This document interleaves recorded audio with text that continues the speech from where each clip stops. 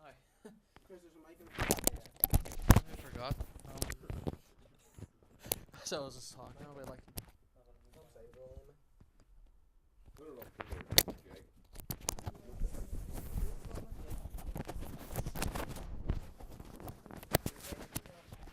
No, it's good like that.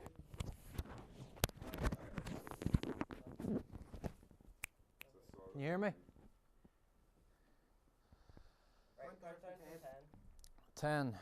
9, 8, 7, That's good. 6. Can I go? Can I go? No. Oh, right. 3, 2, 1. Hello, today I'm going to be presenting, comparing and contrasting different presenters. The first two I'm going to be comparing and contrasting will be Bill O'Reilly, who's a news presenter for Fox News, and the other person will be Anderson Cooper, who is an anchor for CNN News. He owns his own show called The Anderson Cooper 360. Bill O'Reilly, he's has a very strong New York accent, can be very aggressive and condescending to his viewers. His interviews and debates on his opinionated show can become very heated and can lead into full-blown shouting matches at times. This has led to various people calling him a bully. He becomes very aggressive in his stance, sounds angry at certain issues rather than presents his argument with hard facts in a controlled and professional manner.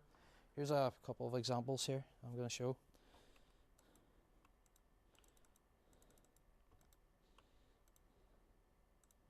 Stay with me.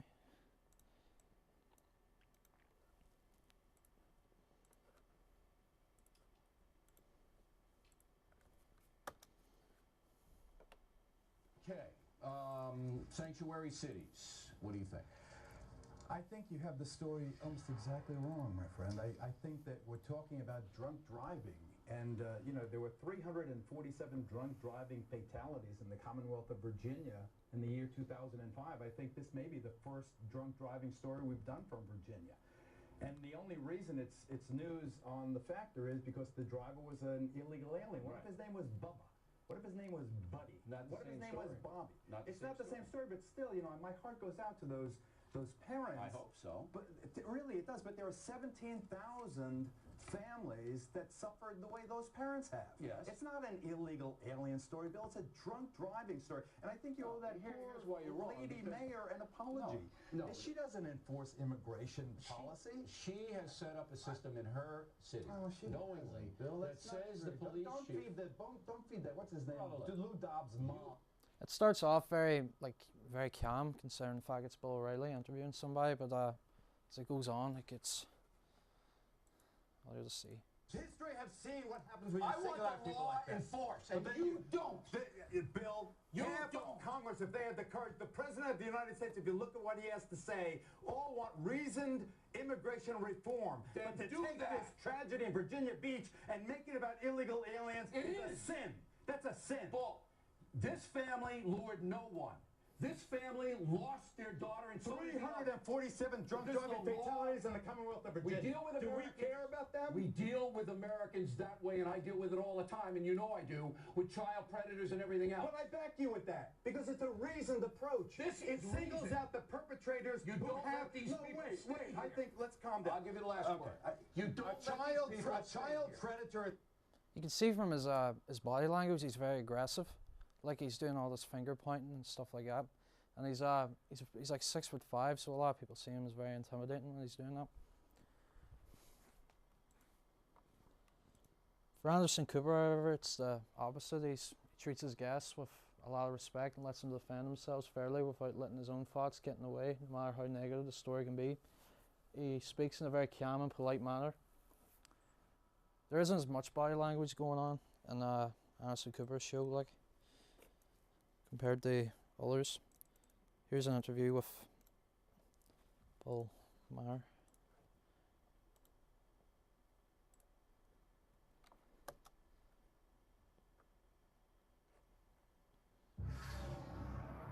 So people aren't exactly in love with Washington or Congress these days, and part of that's simply because we're digging out of a recession and the mood of the country is grim. So when he says Congress isn't working, that's why Congress isn't working, because he's the guy on the Democratic side who always sides with the Republicans to stop all legislation. That's why the Senate is where legislation goes to die. So, bye-bye. Do you think things are too polarized? They're not polarized enough. We don't have a progressive party in this country. This is the problem, is that you have corporatist Democrats like Evan Bayh who act just like the people on the other side of the aisle. Do you think he'll become a lobbyist? He won't be really changing jobs, just offices. What is Barack Obama doing wrong? I mean, you were a big supporter of his. Sure. And I, still have the situation in perspective. It would be a lot worse, I think, if the election had gone the other way. You compared him to Lindsay Lohan. I can't remember why, but you are correct. I think the line was, and I'm going to get it wrong, so I hesitate to even say it, but something was like, Yeah. we read a lot about them both, but we're still wondering what they're actually doing. Yes, you're young and skinny and in a hurry, but what are you going to do? We're both getting the line wrong, but I know what you mean, yes. Do you believe what he says? I mean, he says a lot. Do you? Yes, if only he knew someone in a position of... You can see a big difference in the way they interview the other person. Like, he's much more friendly, and he looks like he's interested, and it almost plays out like a conversation in many ways. It's very professional. There's also a great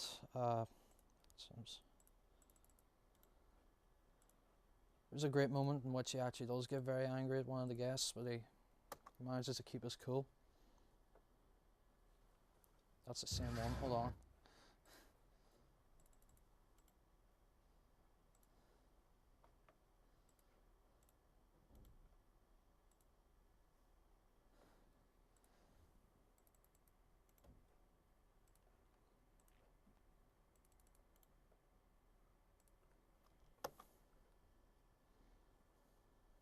So, giving a 15-year-old Botox because she sweats on her forehead because she's a professional dancer. She's a dancer, yes.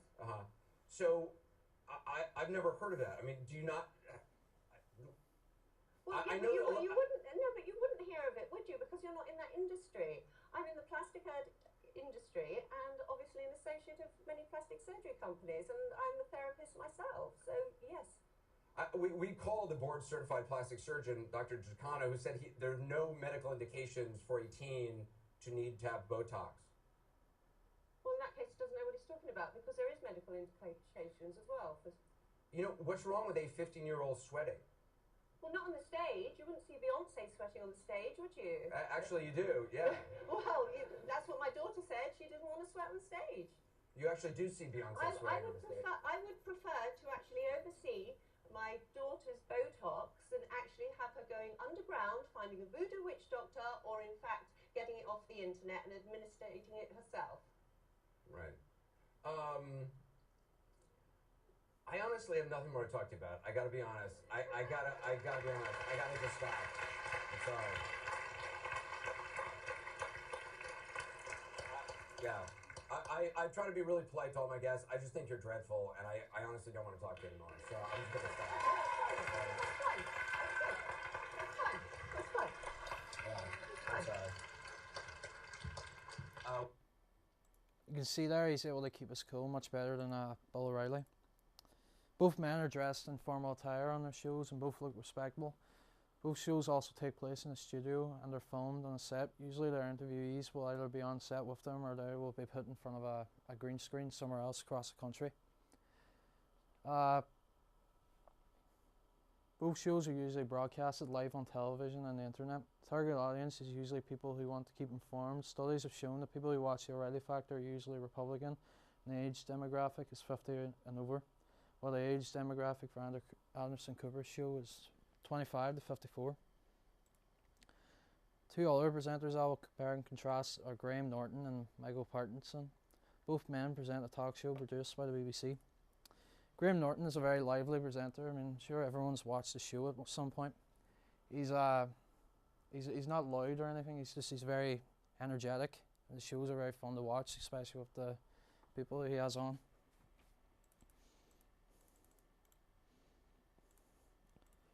So here's a clip from whenever Will Smith was on the show.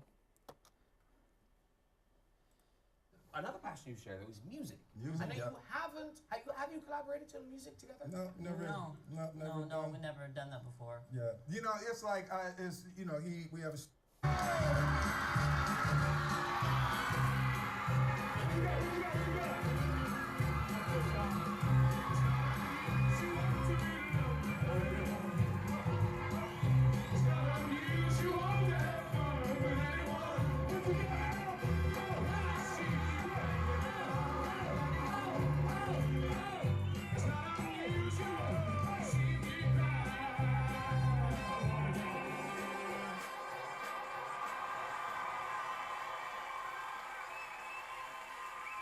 I don't think they're finished yet, Jeff. I don't think they're finished. Are they ready?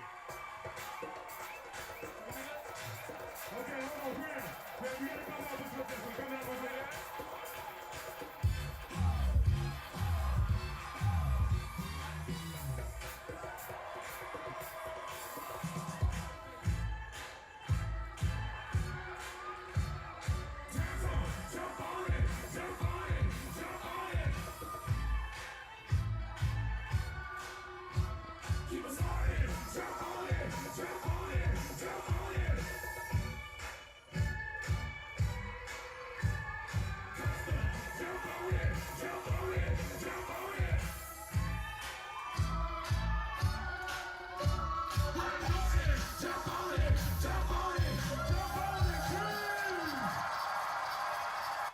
I remember seeing that, I think 2 years ago, and I thought it was hilarious.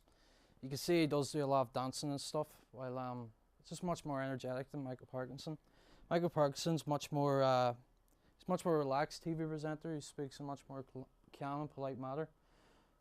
The energy of his shows usually comes from his guests. I remember seeing Robin Williams on his show one time, and it was extremely funny. He's usually very soft-spoken with a very distinct British accent.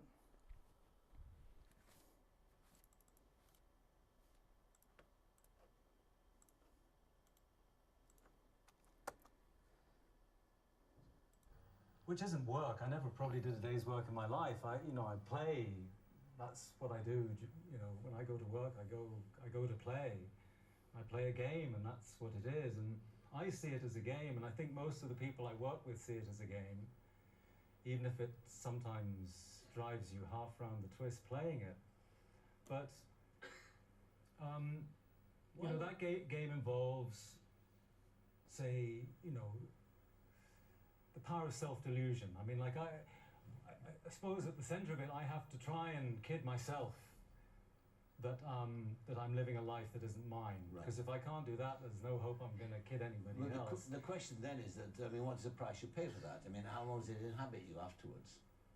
Well, I think it's almost the other way around. It's almost that you just, you unleash a curiosity for something, a whole way of life, and the thing that I've been least interested about myself, I suppose, in my life is the fact that I'm a middle-class Englishman. So I've tended to be fascinated by lives that appear mysterious to me and exotic in some way, and I've always been drawn towards those.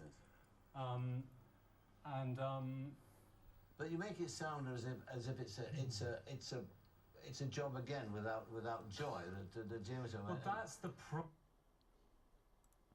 Both shows are very similar, like they usually have several people on as guests, and they play out kind of as conversations. You would say that if you watch Michael Parkinson's show, it's much more silent. It's not as loud, in many ways. Graham Norton, as you can see from the last picture, he's much more brightly dressed. While Michael Parkinson is much more formal in the way that he's dressed. Both shows are presented on TV. Like most TV talk shows, however, they usually have a YouTube channel in which they present their interviews and clips. Both shows are shot on a television set. Graham Norton's show is usually brightly coloured, while Parkinson's set has a distinctly blue look to it. The whole look in Graham Norton's show is much more lively than Parkinson's. Alright, that's everything. That's all I have to say. Off.